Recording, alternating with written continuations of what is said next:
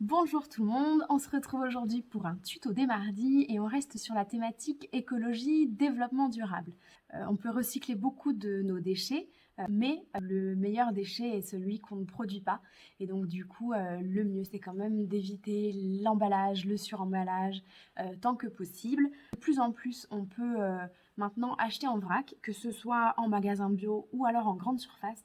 Vraiment les choses du quotidien, flocons d'avoine, pâtes, riz, noisettes, noix, tout ce qui est légumineux. Il y a quand même beaucoup de choses qu'on peut acheter en vrac. Et donc du coup, pour cela, on peut éviter d'avoir les petits sachets en plastique qu'on n'utilise qu'une fois et utiliser des sacs à vrac. Donc aujourd'hui, ce que l'on va faire ensemble, c'est réaliser des petits sacs à vrac simples. Donc, un bout de tissu, du fil, des cordons, et c'est tout. Une machine si vous savez coudre, sinon à la main ça se fait aussi, il faut juste faire des points bien serrés pour éviter que si on prend du riz, les grains de riz s'échappent. Mais c'est faisable à la main aussi parce qu'il n'y a pas énormément de couture. Donc il y a 3 tailles différentes, petit, moyen et le grand. Je vous remettrai en commentaire les mesures qu'il nous faut pour les 3 et ainsi que les mesures des cordons adaptés au sac. Donc du coup, on prédécoupe d'abord nos rectangles, donc pour moi le grand c'est fait. Et il y a des mesures à reporter. Alors ça va être pour créer le petit passage, comment on peut appeler ça, la glissière pour le cordon. Donc du coup il va y avoir un petit trou de chaque côté. Et donc il faut bien mesurer et bien reporter sur le tissu pour qu'une fois qu'on va tout retourner, ça tombe pile au bon endroit pour passer notre cordon. Mais vous allez voir, c'est pas compliqué. Donc là, j'ai déjà fait mes traits au crayon de papier. Il y a 2 lignes. Donc il faut mettre une ligne à 5 cm et demi du bord et une à 7 cm. Donc elles ont 1 cm et demi d'écart l'une de l'autre. Donc ça, c'est fait. Une fois que j'ai mis mes lignes, donc c'est dans ces lignes-là, ici, que le cordon passera à la fin. C'est dur à imaginer comme ça, mais promis, tout retombera bien à la fin. Donc du coup, il va falloir, une fois que j'ai mes 2 rectangles, je les mets sur l'envers. Toujours coudre sur l'envers, puisqu'après on retourne à la fin de notre ouvrage. Et donc du coup, là j'ai le haut de mon ouvrage, j'ai mes 2 lignes qui sont là, et donc je vais coudre tout le tour, là, là et là. Pas en haut, puisque c'est l'ouverture. Donc je fais 3 côtés, pas le haut. Et donc je vais à chaque fois arrêter ma couture au niveau du premier trait et la redémarrer au niveau du deuxième trait. L'objectif donc de ces traits, c'est de faire un trou, de laisser un trou dans la couture pour qu'on puisse après passer le fil. Donc là, je vais coudre, hop, tout le tour, sauf le haut, et je fais bien une pause à mes petits traits. C'est parti.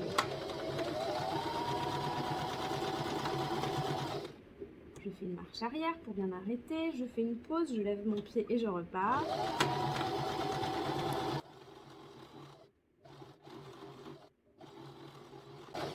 Pareil de ce côté-là, j'oublie pas de laisser l'espace pour ma petite glissière.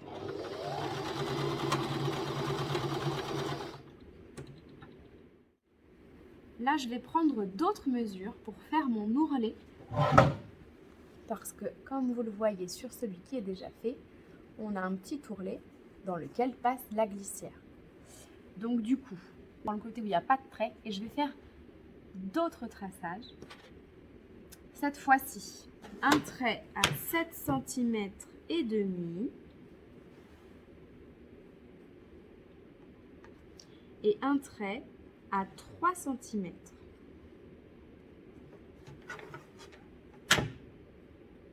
Du bord, du haut du bord. 7 cm et demi, 3 cm, je trace mes traits.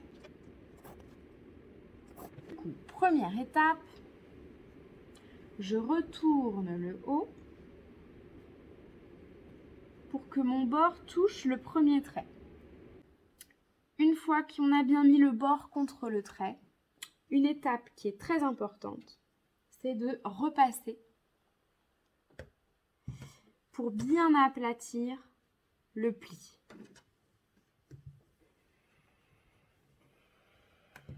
Une fois qu'on a bien repassé le premier, on replie une fois de plus pour que le bord vienne contre le deuxième trait. Et là encore après, on repasse.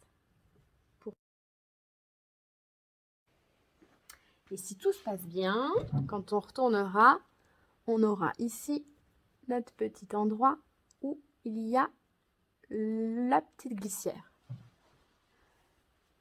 Donc, quand on a bien tourné 2 fois, repassé, on va pouvoir coudre contre le bord intérieur. Attention à ne pas coudre les 2 côtés en même temps. On le passe bien comme ça. Donc je me mets bien sur le bord et je peux coudre tout le long, tout autour. Croyez-moi ou non, on a déjà fini avec la couture. Je vous avais dit que c'était simple. Je le retourne et du coup, je prends mes cordons. Pour cet ouvrage-là, c'est des cordons de 75 cm de long. Je prends une épingle à nourrice que je pique dans mon cordon. Et je vais pouvoir enfiler le cordon tout le long de la glissière. Donc je rentre à droite, je fais tout le tour et je ressors du même côté. Et je vais faire la même chose de l'autre côté. Je rentre, je fais tout le tour et je ressors.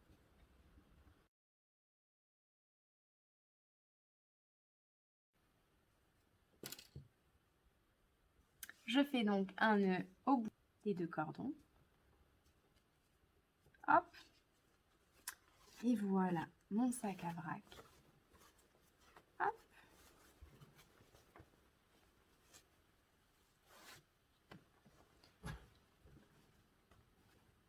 Mes 3 petits sacs à vrac que j'emmène avec moi quand je vais en course pour acheter mes ingrédients en vrac. Voilà, c'est tout pour moi aujourd'hui. J'espère que ça vous aura plu, que ça vous aura donné des idées pour consommer un petit peu mieux, réduire ses déchets. On se retrouve la semaine prochaine pour un nouveau tuto des mardis. Je vous souhaite une très bonne semaine. Au revoir!